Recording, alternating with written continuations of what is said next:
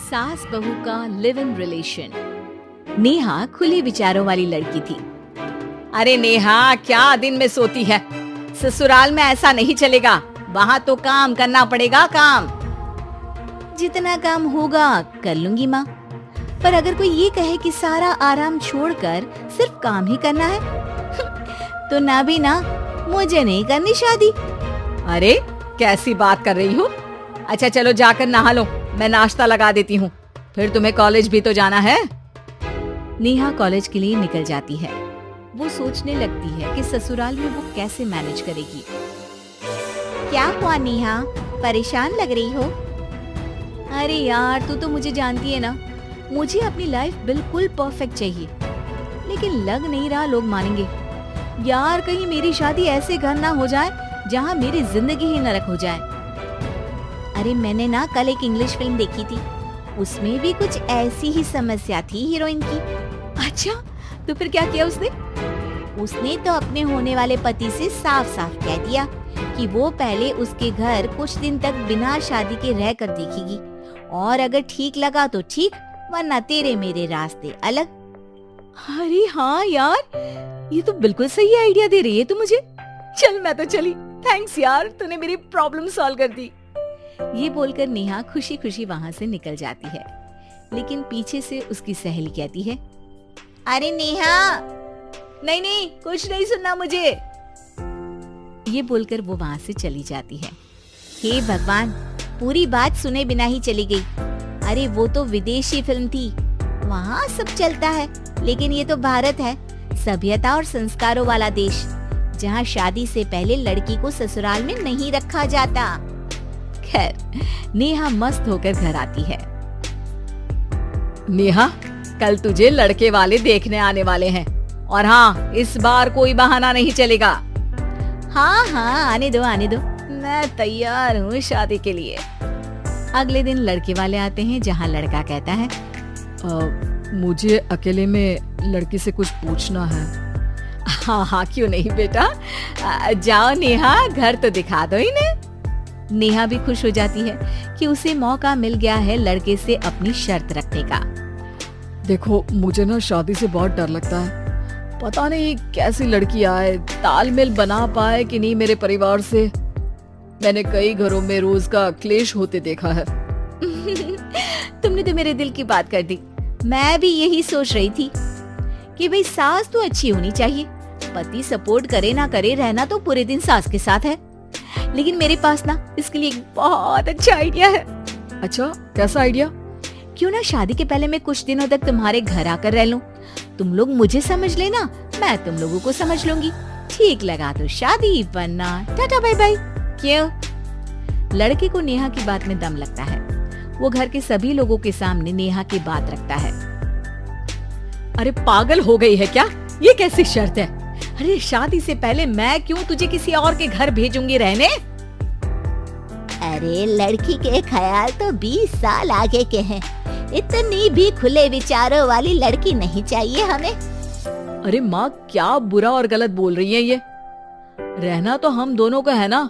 कल को कोई परेशानी आई तो तुम सब तो ये बोलकर निकल जाओगे कि जिंदगी तुम लोगों को ही निभानी है, तुम लोगों को जो करना है करो। तब क्या करूंगा बताओ? सबके समझाने पर वो लोग मान जाते हैं। वाह, मैं 2-3 दिनों में पैकिंग कर लूंगी, तो आकर मुझे ले जाना। और नेहा पहुंच जाती है विशाल के घर। आओ आओ, ये रहा तुम्हारा कमरा। इस घर में तुम एज अ गेस्ट रहो, लेकिन माँ तुम्हें बहू की तरह ही ट्रीट करेंगे, और तुम भी उन्हें सास की तरह ही रखना। बस फिर क्या था, शुरू हो जाता है लिव इन सास बहू का ड्रामा। अरे चाय तो बना दे बहू। जी सासू माँ, अभी लाई। नेहा चाय लेकर आती है कि बस चाय लेकर आई हो, इसके साथ पकोड़े भी ले आती। लेकिन आपने तो बताया ही नहीं कि आपको चाय के साथ पकोड़े भी चाहिए। हाँ हाँ, अब तो पता चल गया ना। रात को खाना खाने के बाद नेहा किचन में खटर पटर कर रही होती है। क्या हो रहा है वहाँ नेहा? माँ जी, मैं ना रात को अदरक वाली चाय पीकर सोती हूँ, ये मेरी आदत है।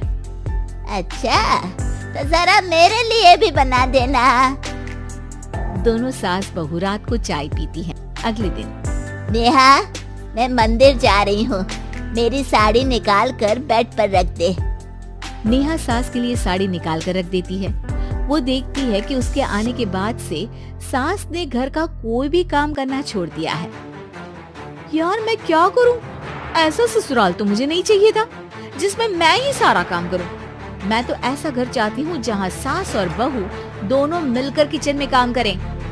हे भगवान, रात को चाय पी ली, पेट में गैस बन गई, अब तो चला भी नहीं जा रहा है। मुझे तो ऐसी बहू चाहिए जो हेल्थ के प्रति कॉन्शियस हो, क्योंकि वो ठीक रहेगी तभी तो मैं ठीक रहूंगी। दोनों समझ जाती हैं कि वो लोग एक दूसरे के लिए नहीं बने हैं। अगले दिन नेहा, जरा चाय तो ले आना। नेहा चाय के साथ चिला भी बनाकर ले आती है। सास खा पीकर सो जाती है। अगली सुबह तेरी बुआ सास आ रही है, उसे मैंने तेरे बारे में बताया है। तभी वहाँ गंवार से एक महिला आ जाती है। चलो यहाँ से निकलो, कुछ नहीं है खाने के लिए, जाओ। ए नेहा, तमीज से बात करो, ये मेरी ननद यानी आशीष की बुआ है। हाय रे दैया, इतनी आकड़ वाली लड़की। अरे यही है ना जो शादी से पहले ही आकर बस गई है यहाँ पर। बस नहीं गई हूँ, बसना है या नहीं ये डिसाइड करने आई थी, लेकिन इन लोगों के रिश्तेदार इतने गंवार हैं, तो मैं तो ना कर रही इस घर में शादी। अरे भाभी, और क्या कमी थी हमारे आशीष में जो आपने ऐसी लड़की की शर्तों को मान लिया? अरे वो तो आशीष के कहने पर मैं झुक गई, वरना ऐसी लड़की को तो मैं घर में घुसने भी ना दूं।